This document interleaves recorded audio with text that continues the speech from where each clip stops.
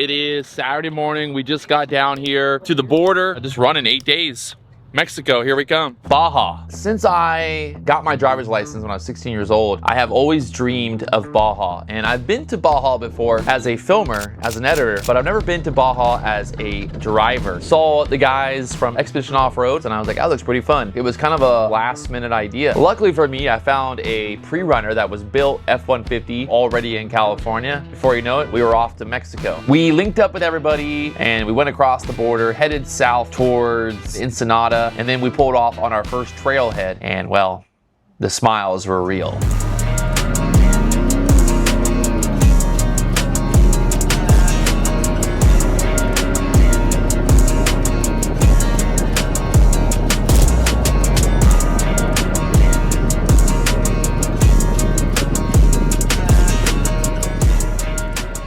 All right, so we just got here to San Felipe, hot spot here. HM wanted to eat, man. She wanted to go. Now we're pretty much heading the rest of the way to our first hotel of the day. And we're making magic, baby. Making magic. The big draw for me when it comes to Baja and Mexico is the idea of this uncharted territory. Now, I know there are maps and there are routes. There's still something very unique about Baja, the people, the food. You never really know what you're gonna get. The really fun part about ripping through these trails, you really never know what you're gonna see. You're driving fast, you don't really know exactly what is around the corner. This was the first trip Victoria did in this style. She was actually a really good sport. She ended up being a great navigator, helping me kind of find my way through the trails.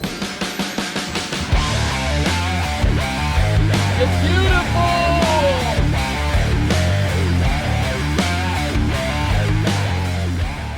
Day one Mexico, we got down to our first hotel of the trip, and to be honest, I was a little worried. First night in Baja, pretty much the middle of nowhere. We're pulling up to this hotel that has no power lines. It's like a deserted beach with some little houses and then a hotel, and to be honest, it was actually really nice. They had a great restaurant. We were right there on the water, on the Sea of Cortez. After driving for 8 hours or like 12 hours, we left California down through Mexico the first night. I hit the bed real early and well, woke up nice and early for the next day of action. All right, it is day number 2, 8 a.m. We had some breakfast. Everyone's getting everything ready to go and we're out of here. Heading on to the next adventure. Gonna be dusty, gonna be bumpy. We're ready, baby. Let's go.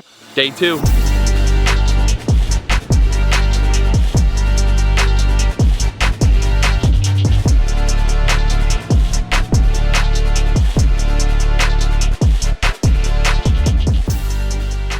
Really epic. The scenery is insane. The truck's performing. We had a couple big bumps. We're gonna get the drone back up. We got some insane drone footage, I think, back there.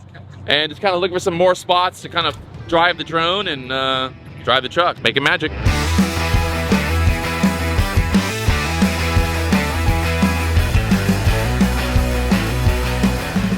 Beautiful beach, middle of nowhere, Mexico. Fun little run, running down the coast here. We're on the Pacific side now. And as you can see, it's paradise. Day 2 Baja, our longest day of driving off-road. This was the most remote and the hardest to get a rescue or to get a trailer to, and they kind of told us ahead of time, like, hey, if you're gonna break down, this is not the day to do it. And I thought to myself, well, okay, deal. Spent a lot of time just covering ground. I think we did like 250, 260 miles total through the trails. The truck performed great. We were getting a lot of speed through the whoops, got a little bit of air here and there, kind of blowing out the corners, having a lot of fun driving the truck. We had an overall successful day. When people think about Mexico's favorite sport, most people would say that it's soccer. But in Baja, off-road racing really is the biggest sport. And it's really cool because all these kids, all these people are excited to see these pre-runners. It's fun to kind of pull into little towns, the middle of nowhere, and everybody's kind of waving and they're excited.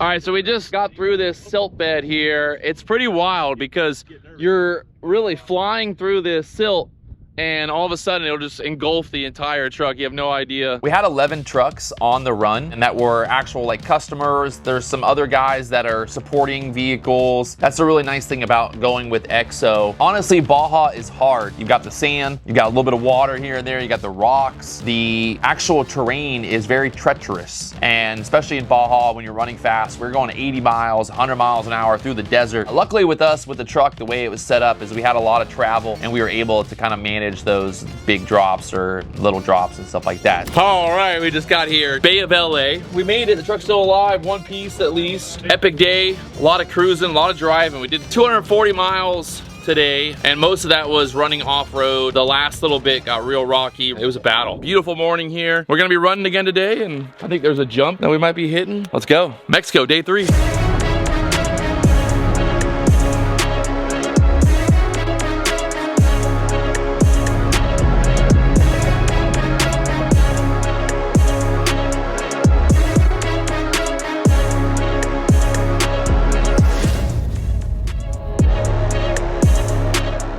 All right, we are here at this mission, which is basically just in the middle of nowhere. I don't know how you would actually get there without a 4-wheel drive truck. And we pulled up on this monastery, checked it out, kind of saw some of the locals that live there, had a little lunch spot. Just a lot of fun. Kind of checking out Mexico and seeing what you're gonna find. So day 3 on the way to San Ignacio. Did another big day through the dirt. A lot of just pounding the dirt. We're basically going to the Pacific side and then cutting back over to the Gulf of the Sea of Cortez side and just kind of ripping around there. It's a lot of fun. All right, we just got off the trail. It's been running down to the coast here, and we're grabbing some tacos for lunch. It's funny because we've been here for like 3 days now, and we have not had tacos, and I've just been amazed. My truck is definitely built for going fast, not through the slow stuff. The slow stuff is not as fun as going fast. We went fast, we got some tacos. Good day so far.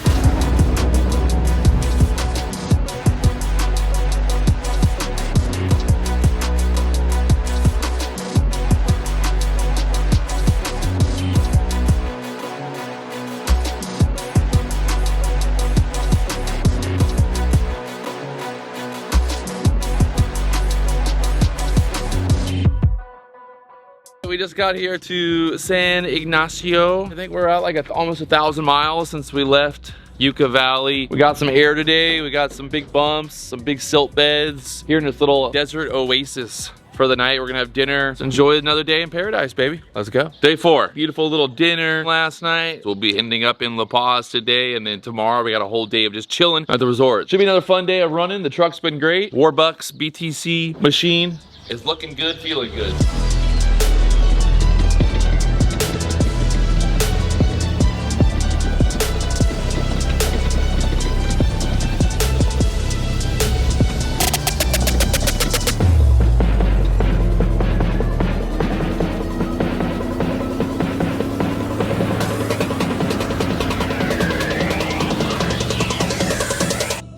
All right, we are ripping on our way to Loreto. Earlier I said La Paz, to an epic resort with a pool on the beach. Victoria's ready to wear a bikini. We try to give everybody as much space as possible, but this truck just wants to eat. Going through some of those whoops. Going through that salt bed gets fun because you're like kind of picking lines and like left, oh fuck, right, left, right. But it was fun, epic little run here.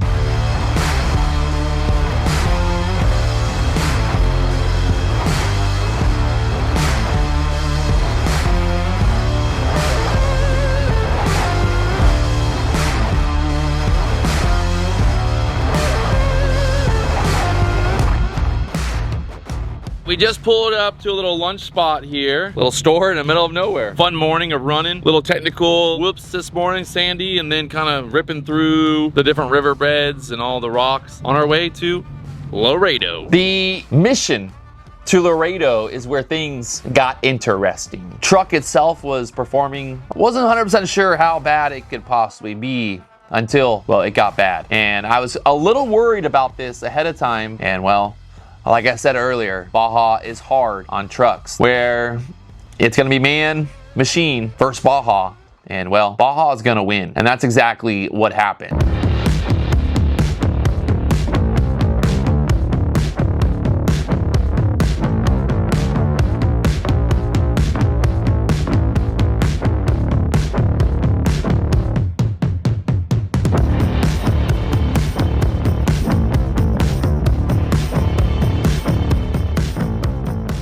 morning started out great. We're driving down, had a lot of fun kind of ripping through some sandy whoops. And after the morning on our way to Loreto, we were like 50 to 60 miles from getting back onto the pavement. And the 50 to 60 miles that were ahead of us were some of the most treacherous miles that we had covered on the trip. You had some really large elevation changes. You're going straight up, straight down, straight up, straight down through this riverbed trying to get to Loreto. And well, that's when shit really hit the fan.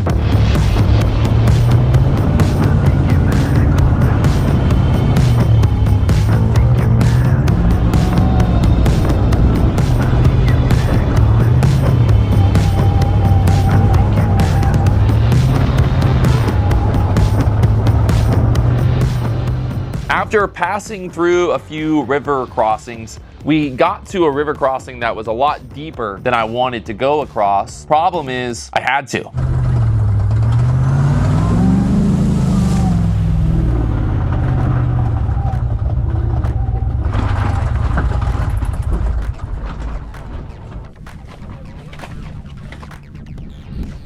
Got water in my fucking intake. The trucks in front of me went through it, and a lot of them had four-wheel drive. I only have two-wheel drive on my pre-runner. I had to keep momentum moving forward because I didn't want to get stuck in the river. You know, looking back now, maybe getting stuck in the river would have been better than what happened. Ended up blowing up the engine, and it was quite the adventure to get home at that point.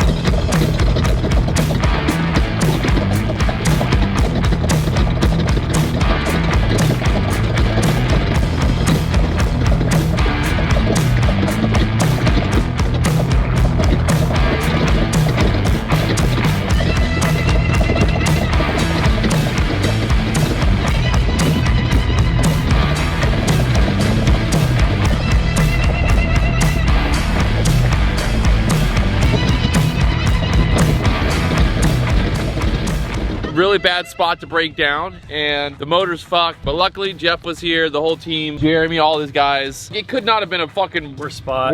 If we could have just got over the fucking hills. Well, now you're gonna be an expert in dust in the trophy truck too, so there's your dust training. Don't come out here thinking you're gonna run Baja like you're fucking top champ. Luckily, there's really good team of guys with Expedition Crew that ended up getting us out of there. But I'll be honest, this is one of the most difficult 4 hours of driving that I've ever done. I had no power steering, I had no brakes, and we had to basically get pulled on a 30-foot rope up mountains, down mountains, through valleys, through river crossings, through more water. It was a wild adventure. I got blisters on my hands. I was at a point where I was like, okay, are we even gonna make it out of here? We made it back to the road, and it's funny because, you know, without everybody helping us and without all the support, we couldn't have done it, right? So it really proves the point of like why, you know, you go with the crew, why you want to go with the right people. Big shout out to Jeff and to Jake for getting us out of there, pulling us on their truck, Jeremy and all the guys at EXO that helped us kind of get out of there as well. We might still be stuck somewhere in Mexico if we wouldn't have gotten pulled out of there. And what's funny is the people on the trip were like, man, you guys made it. We made it to dinner, which is like pretty wild because a lot of times when people break down like we did, it goes late into the night trying to get the truck home. Luckily, we were able to get out of there and we made it to dinner by like 7 o'clock. That's Mexico. 7 o'clock here, we're in Loreto, beautiful sunrise morning. The truck is out of commission. The motor is boom, she gone. So now we're trying to figure out what is the best plan to basically get home. When I was in the truck getting pulled to the mountains, I was over it. Like I didn't want to be there. But now it's funny because now that I'm back here in America, now that I'm back to normal life, I'm kind of like, it'd be fun to be back there. You're alive, right? And in that moment when you're trying to get out of there, when you're trying to get the truck out, trying to like figure out, okay, do this, get the truck here, pull it there. Why do people want to go to Baja? They want to go to Baja because it is kind of treacherous. It is epic. It is unforgiving. If everybody could just go out and drive in the desert and film amazing videos and do all this epic stuff, then it probably wouldn't be as fun. There's something about going on kind of an uncharted territory and really just being like, okay, the only way we're gonna make it home is if we figure it out. And I think that's really the big draw. That's what draws me to Baja. People might say, man, you blew up your engine, your truck. You must never want to go back. And I'm like, honestly, I can't wait to go back. I've always kind of been a fan of the unknown. The adventure is life. And for me, like I need that little bit of adventure. Baja will exhaust you. Baja will also reward you. You'll pull around a corner and you're gonna see a beach that maybe only a few thousand people have ever seen. You never know what you're gonna see. The people, the food, it's epic. Baja, we're coming back. Round 2, BDH, soon.